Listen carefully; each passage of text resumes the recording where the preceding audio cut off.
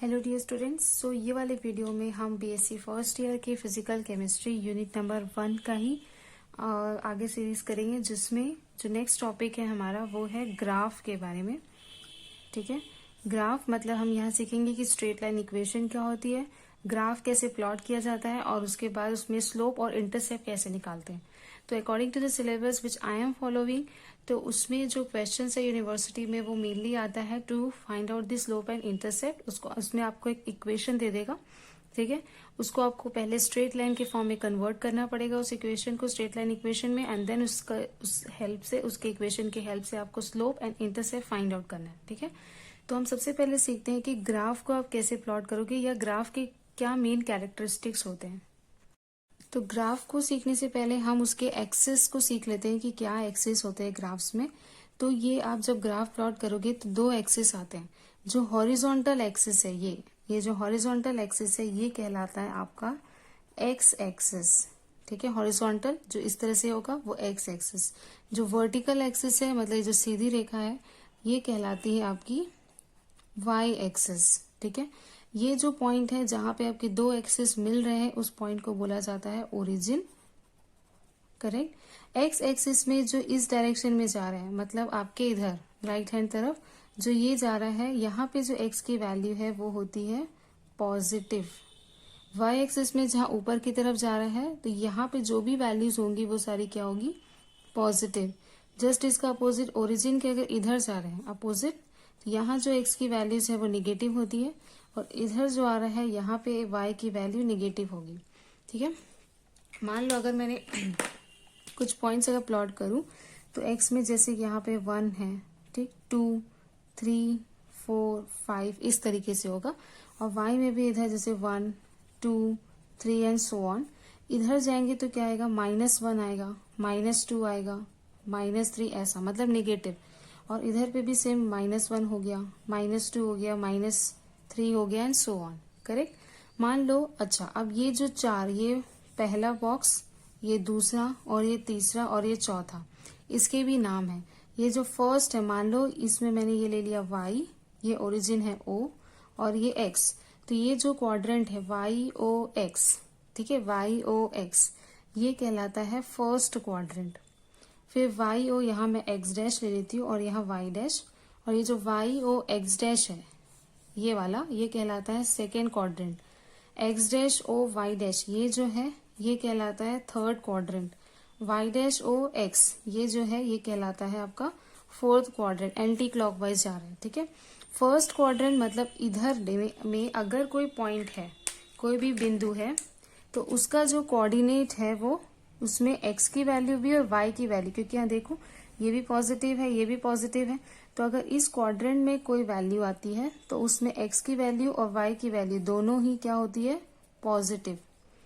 अगर second quadrant में कोई वैल्यू आ रही है तो देखो x की वैल्यू तो यहाँ पे क्या है, निगेटिव, और y पॉजिटिव है, तो यहाँ पे आप लिख सकते हो कि जो x की वैल्यू है वो निगेटिव आएगी और y की वैल्यू पॉजिटिव। जो थर्ड क्वाड्रेंट है यहाँ पे देखो x भी निगेटिव है और y भी निगेटिव है, तो थर्ड क्वाड्रेंट में दोनों ही निगेटिव निगेटिव आता है।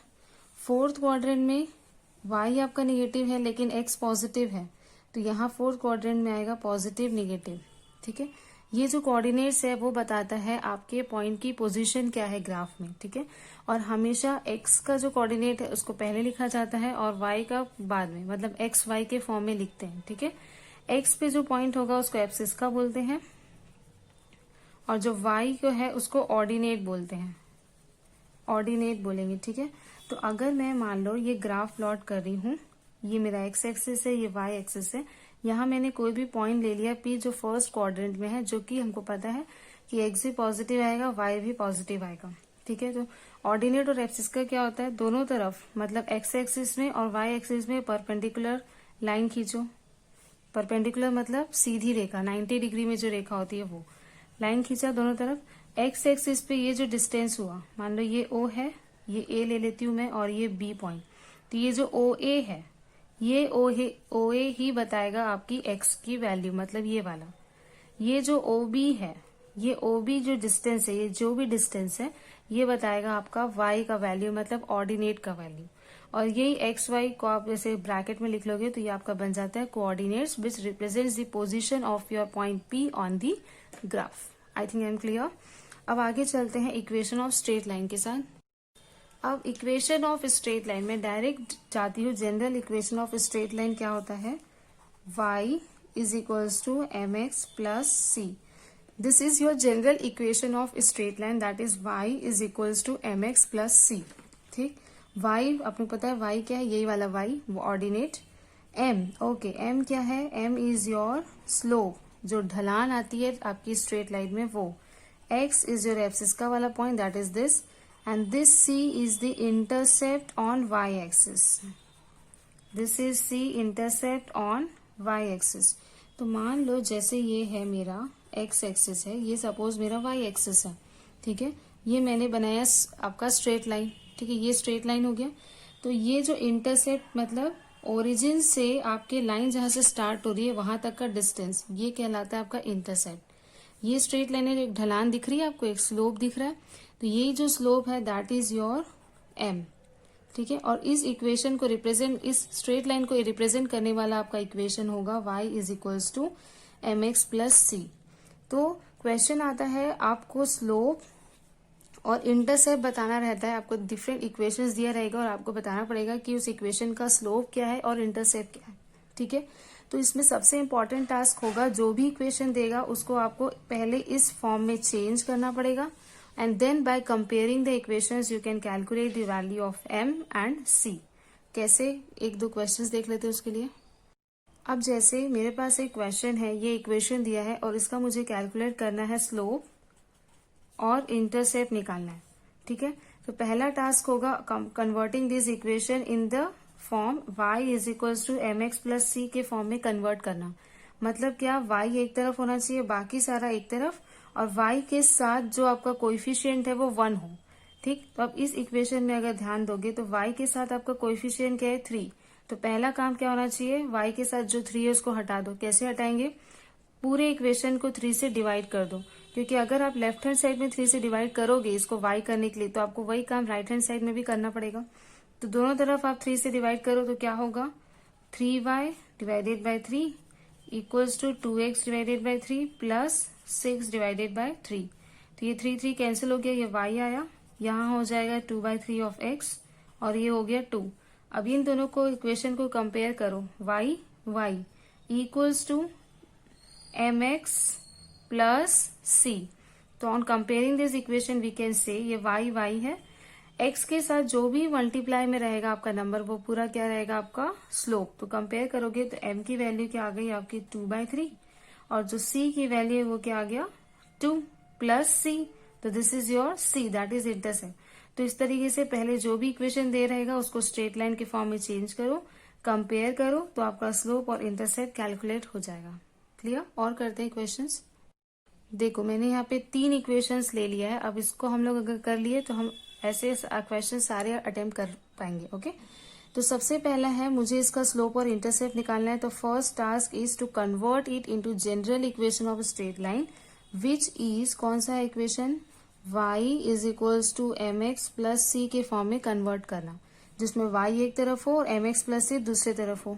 तो यहाँ देखो y एक तरफ तो है और बाकी दूसरे साइड ऑफ इक्वेशन की तरफ है, लेकिन y के साथ मेरा कोएफिशिएंट 1 नहीं है, तो मुझे ये √3 हटाना पड़ेगा। तो उसके लिए क्या करूँ, दोनों तरफ √3 से डिवाइड कर दूं। यस, तो करूंगी तो क्या आएगा, y ये हो गया √3 डिवाइडेड बाय √3। तो इधर भी करना पड़ेगा वही काम, x अपॉन √3 प्लस ये हो जाएगा 9 अपॉन √3, कैंसिल हो गया। ये आ गया y is equals to 1 upon √3x plus 9 upon √3।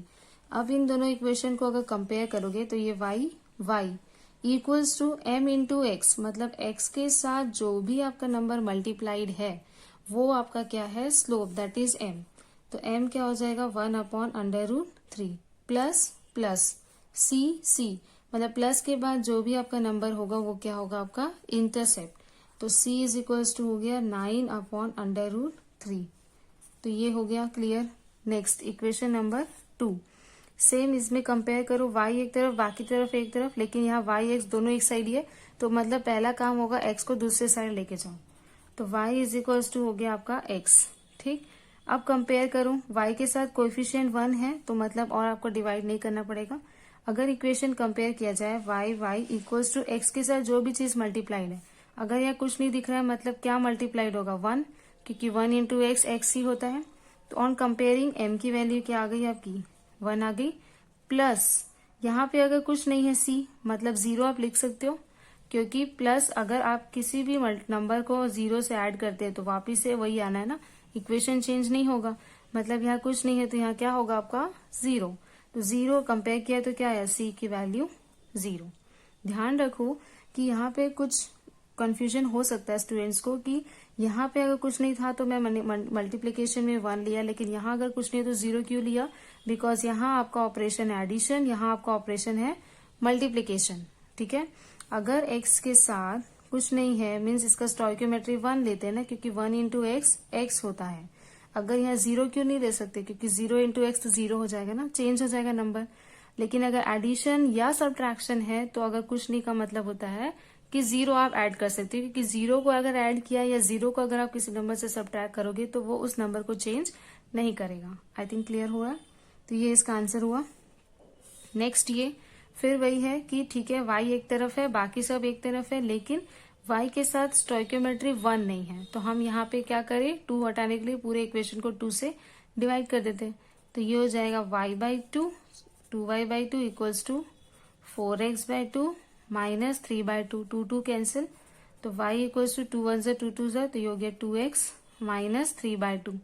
Now इस इक्वेशन से कंपेयर करो तो y तो ठीक है और x के साथ जो भी मल्टीप्लाई है वो क्या है आपका स्लोप, दैट इज 2। और ध्यान दो यहाँ पे प्लस होता है यहाँ माइनस है, मतलब आपका इंटरसेप्ट क्या है -3/2।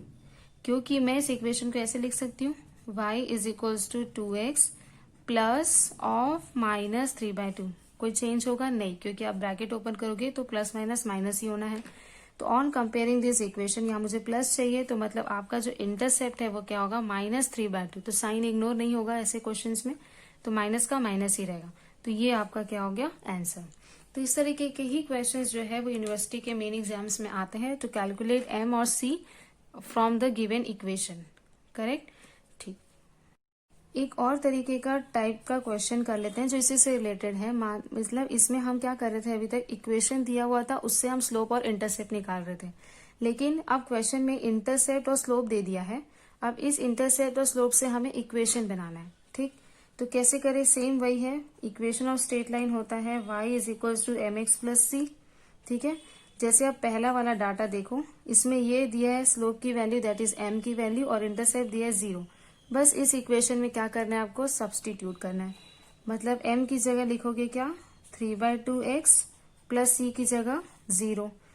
इसको किससे भी ऐड करो 0 से वही आता है, मतलब ये हो जाएगा y is equals to 3/2 of x। थोड़ा अगर इसको अरेंज कर दे तो क्रॉस मल्टीप्लाई कर देते हैं, तो ये हो जाएगा 2y is equals to 3x। या तो यही तक स्टॉप करो या फिर इसको 2y minus 3x equals to 0, इस तरीके का ही बना सकते हो।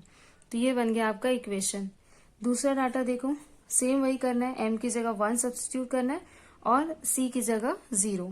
किसमें, इक्वेशन ऑफ स्ट्रेट लाइन वाले में y ही रहेगा, m की जगह रखो 1, x तो x रहेगा प्लस c की जगह b। तो ये क्या हो जाएगा y is equals to x plus b, इसको यही तक भी रख सकते हो। तो ये बन गया आपका इक्वेशन ऑफ स्ट्रेट लाइन। तो ये 2 टाइप के पैटर्न्स है क्वेश्चन के, इससे अलग कोई पैटर्न आई थिंक नहीं आएगा आपके यूनिवर्सिटी वाले एग्जाम्स में। आई होप ये वाला टॉपिक क्लियर हुआ हो, और नेक्स्ट वाले वीडियो में हम इंटीग्रल्स स्टार्ट करेंगे। Okay, thank you for watching the complete video.